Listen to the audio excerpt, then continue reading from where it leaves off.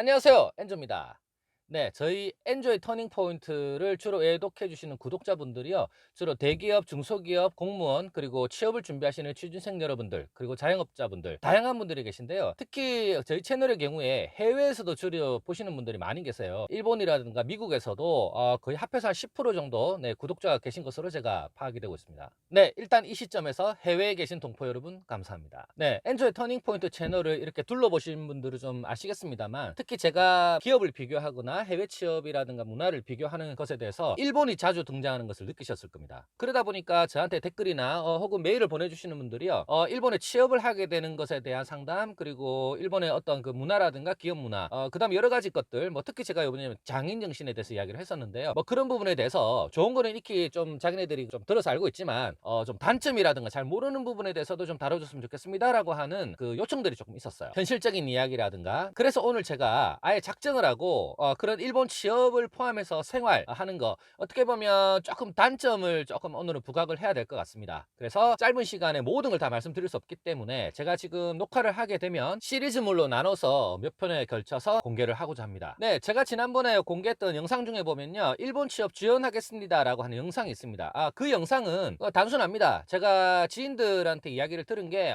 제가 앞서 말씀드렸던 그런 경험들을 하면서 일본으로 오고 싶어하는, 일본에 취업을 준비하는 학생들, 그 다음에 경력자들, 네가 좀 도와줘서 한번 일본에 보내보면 어떻겠느냐 라고 하는 부분에 대해서 제가 좀 도움을 드리겠습니다 라고 했던 영상이었고요. 지금 올려드리는 영상, 오늘은 일본의 취업에 대해서 정말 조금 더 시간을 할애해서 말씀을 드릴 건데요. 실질적으로 일본에 취업을 하게 되는 순간 면접이라든가 여러 가지 것들 포함해 가지고, 그 다음에 우리나라에 있는 젊은 친구들, 청년들이 취업을 준비를 할 때, 특히 일본 취업을 준비를 할 때 어떤 시각에서 준비를 해야 되는지, 그 다음에 십수년 후 전과, 그렇죠, 십수년 전과 12년 13년 전과 지금 일본이 바라보는 한국 청년들, 한국 인력들에 대한 인식이 어떻게 바뀌었는지, 왜 그렇게 되었는지, 오늘은 주로 그런 부분에 대해서 한번 말씀드리고자 합니다. 참고로요, 제가 꼭 이런 말씀을 이제 드리려고 하면 앞에 영상을 다 보셨던 분이라든가, 혹은 이 영상을 엔조의 터닝 포인트 들어와서 이 영상을 제일 먼저 보시는 분들이 도대체 어떤 사람이길래 이런 이야기를 할 수 있느냐라고 말씀하실 건데요. 저는 일본에서 햇수로 14년 동안을 살면서요,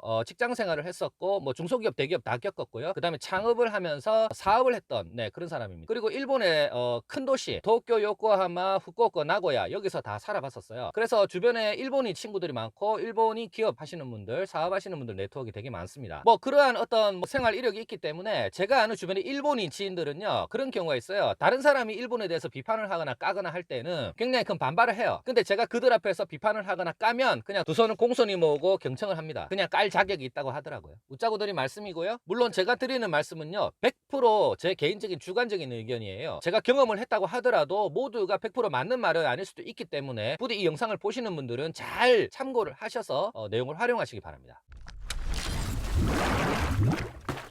자, 그럼 가장 궁금해하시는 일본 취업과 관련된 이야기를 한번 해드릴게요. 제 경우에는요, 되게 운이 좋았어요. 왜냐하면 저는 한국의 대기업을 거쳤고, 그런 어떤 이력들을 포함해서 일본의 이력서를 제출했겠죠. 그래서 굉장히 운이 좋게 패스가 잘 된 축에 속합니다. 되게 인식도 좋은 편이었고요.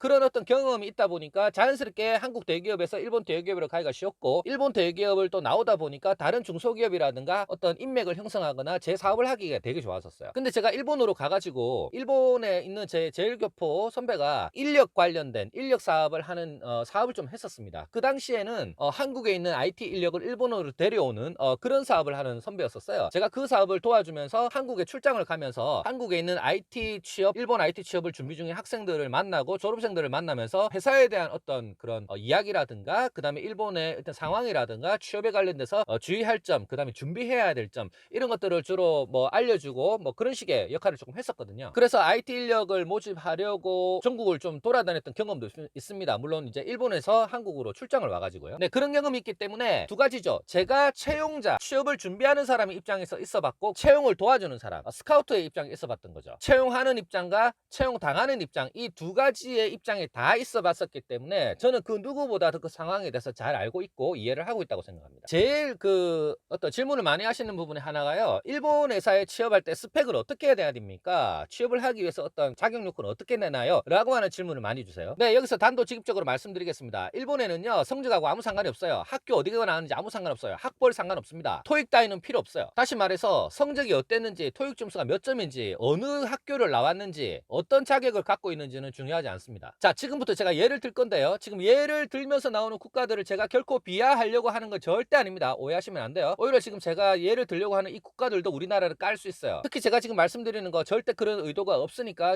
명심하고 들으시기 바랍니다. 자, 예를 들게요. 우리나라에 한국으로 취업을 하려고 하는, 예를 들어서 뭐 필리핀이라든가 베트남이라든가 인도라든가 이런 쪽에 있는 인력들이 우리나라에 취업을 하러 이력서를 내려온단 말이죠. 근데 지금 제가 말씀드린 이 세 국가의 이 친구들은 굉장히 국립대학 넘버 1, 2, 3 안에 들어가는 아주 유명한 대학을 졸업했다고 칩시다. 네, 자격증도 많아요. 자, 그 학생이 이력서 하나 갖고 만약에 이 영상을 보시는 분이 사장님인데 거기 왔다고 칩시다. 감흥이 오나요?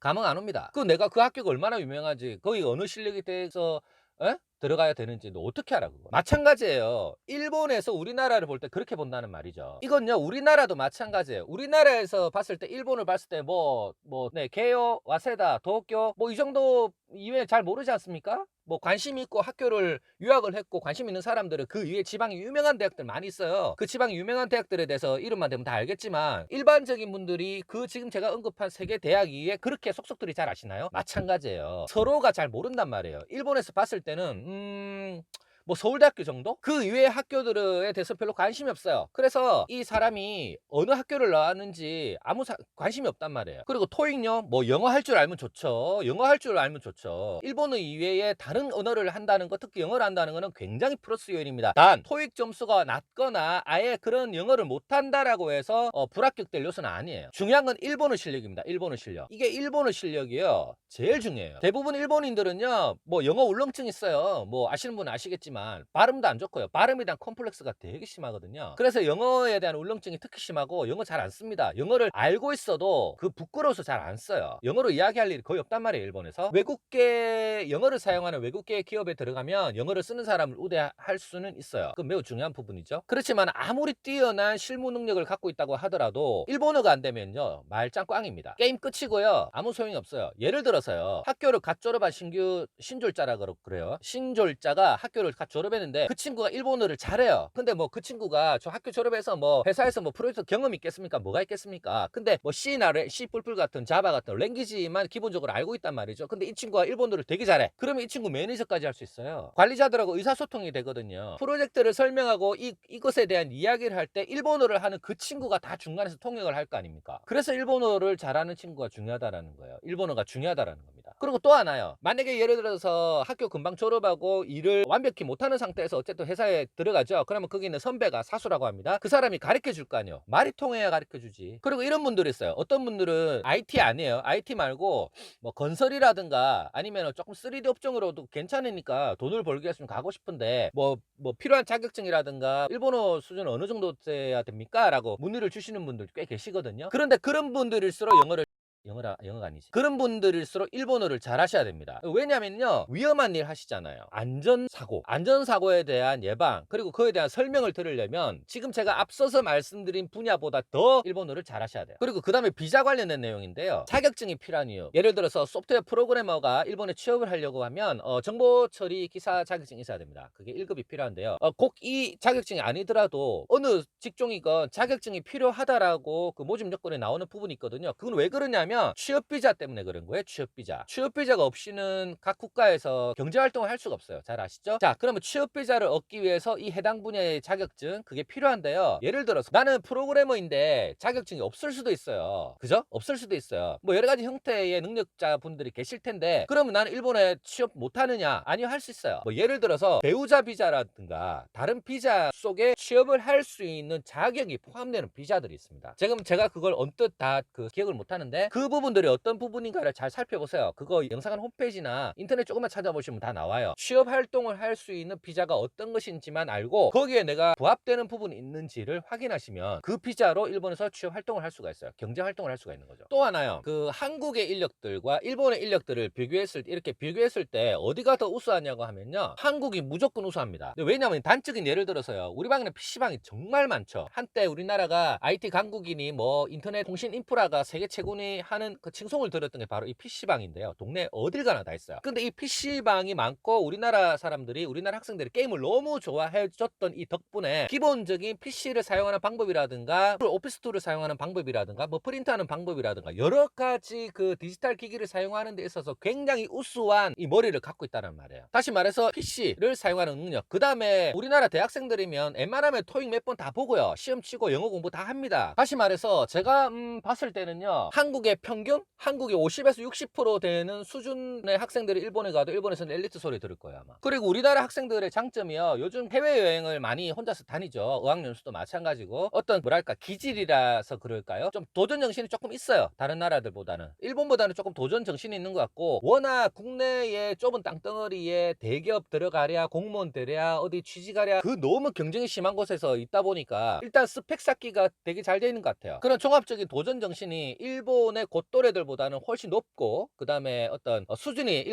한국이 훨씬 높기 때문에 그런 면에서는 굉장히 칭찬해 줄 부분인 것 같습니다. 근데 반면에 일본은요, 되게 조금 정적이에요. 정적. 우리나라처럼 막 액티브하고 다이나믹한 게 아니고요, 약간 정적이에요. 그 다음에 개인의 평안과 조금 안정감을 우선시하는 성향이 좀 있어요. 물론 이 말이 다이나믹하지 않다라는 말이 아니에요. 우리나라보다는 비율이 낮다. 그리고 최근에요, 이런 말들이 있습니다. 제가 조금 전에 말씀드렸다시피 제가 초창기에 일본에서 인력 사업을 하는 선배 일을 잠깐 도와줬다고 말씀드렸었잖아요. 그게 한 12, 13년 정도 전인데, 지금부터 제가 말씀드리는 거는요, 과거에 그 상황을 직접 경험했던 사람이 아니면 지금과 비교가 안 되겠죠. 네. 그 과거의 것을 겪고 지금을 겪고 있는 제가 비교를 해서 말씀드립니다. 이게 왜 이런지. 구독, 좋아요, 알람 설정은 필수고요. 광고 풀 시청은 본 채널을 유지하는 저에겐 굉장히 큰 힘이 됩니다. 내일은 오늘보다 더 나을 겁니다. 엔조였습니다.